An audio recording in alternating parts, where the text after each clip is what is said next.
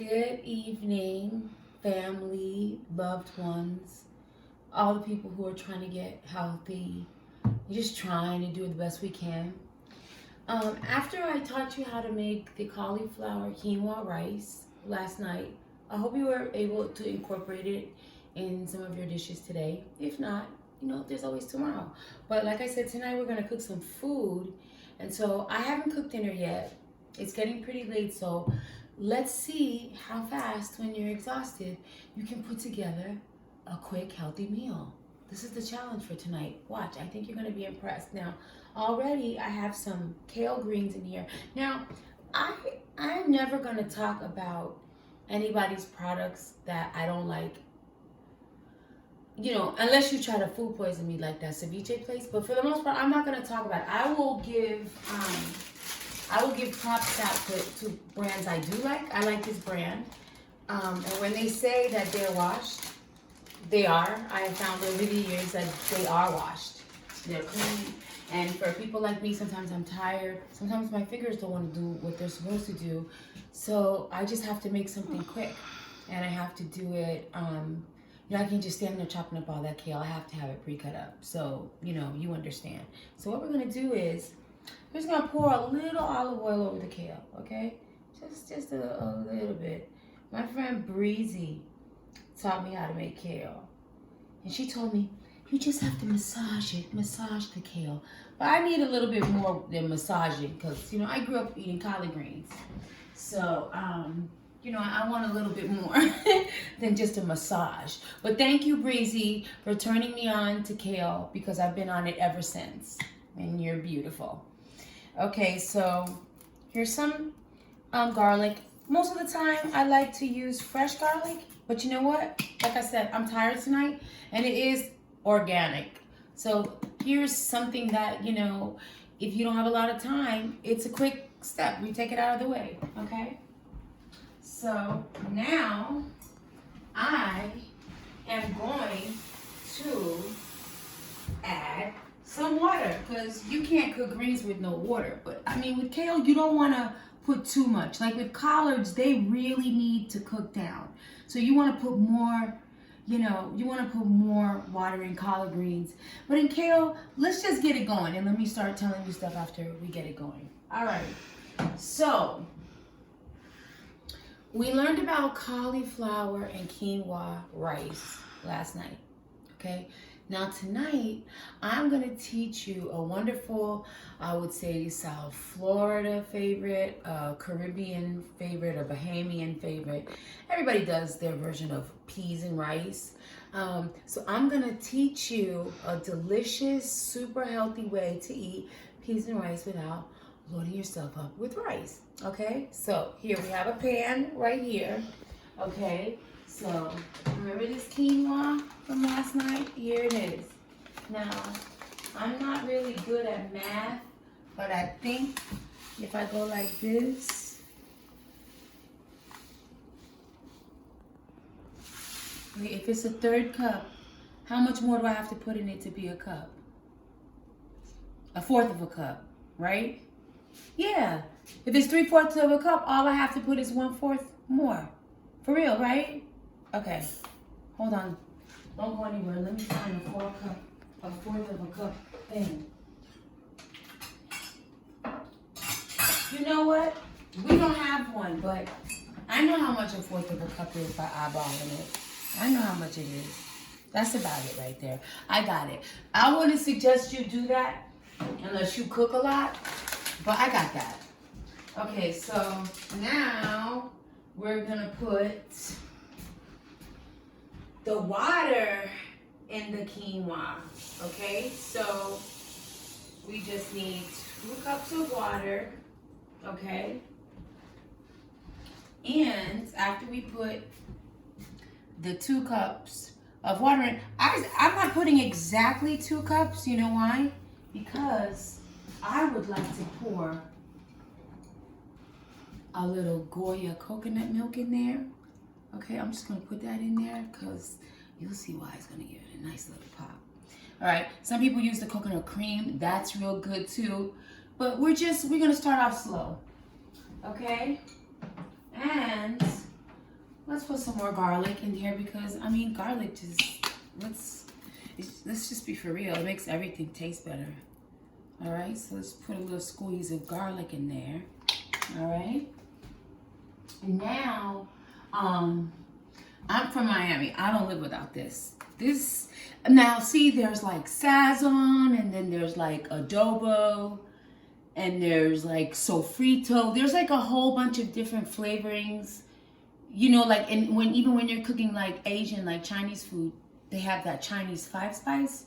So you have to like research the kind of food you're cooking, and then you get the kind of spices that go with that.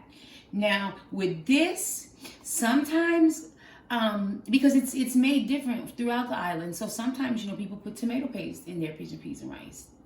You know, some people make it with like a kind of like a jerk flavoring, which I really like. And tonight I'm gonna do it with the coconut, but I'm damn sure gonna put, now this comes out real fast and it's very fine, so you have to be careful with Goya. But like one good pass like that, yeah, that's enough. That's enough. I don't want to make food too salty because that's not healthy either if the food's too salty. But, you know, one good little pass. All right, so we have that. Now, the thing that's going to, you know, now, these are green pigeon peas. All right, these are my favorite ones to use if I'm in a hurry and I'm in a can. In the perfect world, we would all soak our dry beans and peas, and we would cook them for hours on the stove. Sometimes we have enough time to do that, and sometimes we don't. Tonight we don't. So what I do recommend you do is rinse the water out, and you know, and like pour new water in there, and then pour it out. You know, because that water has a lot of preservatives and stuff. You don't need all that stuff. So here, we're gonna pour our pigeon peas. What I called them yesterday, gandules. It doesn't say it. Oh, because I'm in Connecticut. In Miami, it would say green pigeon peas on one side and gandules on the other. But, you know, we're in Connecticut. So, but this is what that is. I ate these in Puerto Rico, okay? And they were just as good as anywhere else. All right? Now, the most important thing for this dish is thyme. Now, I said about the greens and some of the different salad things I buy in the bags, they triple wash them. Herbs, they do not. So do not put dirty herbs in your food. But this is thyme, and this is that secret ingredient that makes pigeon peas and rice taste so good. Okay, so we're gonna turn that on and get that going. And remember what I said yesterday about the quinoa? How long does quinoa take? No time at all. And those peas are gonna cook down in there. That thyme is gonna soak down in there. And so once I get that going and put the top on, in 15 minutes, that's gonna be done. So while we're doing that, I got my kale over here getting hot, okay? Hang on, don't go anywhere. I gotta get a spoon. Okay, see, now this is my kale. You see, not a lot of water in there, but it's starting to turn that bright, pretty color down towards the bottom, so we know it's getting ready to start getting down. And you know what, with kale, I don't know, it's just such a nice flavor that really, I don't really put much more on my kale other than a little bit of this. Everybody loves it right now. This pink Himalayan salt. It's so flavorful. You don't really need to do a lot with kale. I mean, that's what Breezy said. That's the thing. You don't really need to do a lot with it. Why am I putting that in the refrigerator? That doesn't go away. So, as we cook this kale, okay, because we're going to cook it very gently. We're not going to cook it rough like collard greens, because collard greens, they really need to cook down. And the thing that's so nice about kale is it has such a bright, pretty color to it. Look at that bright, pretty color. If you cook it right, it's like broccoli. If you cook it right, boy, it's good. You know what I'm saying? Just a little bit too much or a little bit too less, and you got a mess. So with kale, you have to just really keep your eye on it and be gentle with it, you know? And let it stay that nice bright green color, because that's really gonna make a difference in how it tastes. And you really don't need to cook it for a long time. As a matter of fact, I'm getting ready to turn this on low. I mean, look at that. Look how pretty that is. That's enough. Okay, and we're just gonna let it sit there because, you know, even after you have turned the power off on the stove, you know, the food is still cooking. Even if I take it and put it in a pan, it's still cooking itself. So we're just gonna let it sit here on off. And before it loses its beautiful color, then I'll put it back there on that burner that hasn't been on, so it can cool itself down and stay this bright, pretty color. Okay? So right now, we are waiting for our pigeon peas and rice. Oh, I need a spoon. Hold on. We're waiting for our pigeon peas and rice to get going. Okay? You see what that looks like? It looks just like that. Don't worry about how that looks. And that coconut milk is gonna seep into that quinoa. You guys, you don't even know how good this is gonna taste, okay? So let's get this popping. And once this boils, I am gonna, oh my God, you know what? It's that smell. It's that smell when the kale is perfect. I smell it. It's perfect. It doesn't need any more time. So I'm gonna take that off the stove and put it on a burner that's not hot, okay? Because that has that perfect kale smell. Now, here we're gonna grab my olive oil again, all right?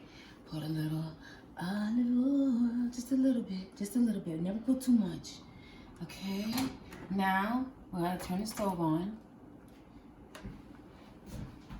All right, we're still watching these. They're not boiling yet, but so we can be doing this while we're waiting. All right, let me drain these shrimp right quick because that's what's on the menu tonight. Some nice, delicious shrimp. Because we're gonna keep the meal nice and light, okay? So I'm gonna get that burner going, and like we've been doing with all of our food tonight, garlic. You know, garlic is really good for you guys. Garlic is really good when you have a cold. Garlic is really good to keep you from getting a cold. I mean, yeah, you smell like a little weird when you eat a little garlic, but garlic is really good for you. And, you know, there's no, you know, I'm not surprised that garlic has been used for centuries in healing products. I mean, why would that surprise you? People use it in like roots, all kinds of stuff. Garlic is amazing. So we're gonna get this garlic going with our little bit of olive oil in the pan, right? And here's what we're gonna do.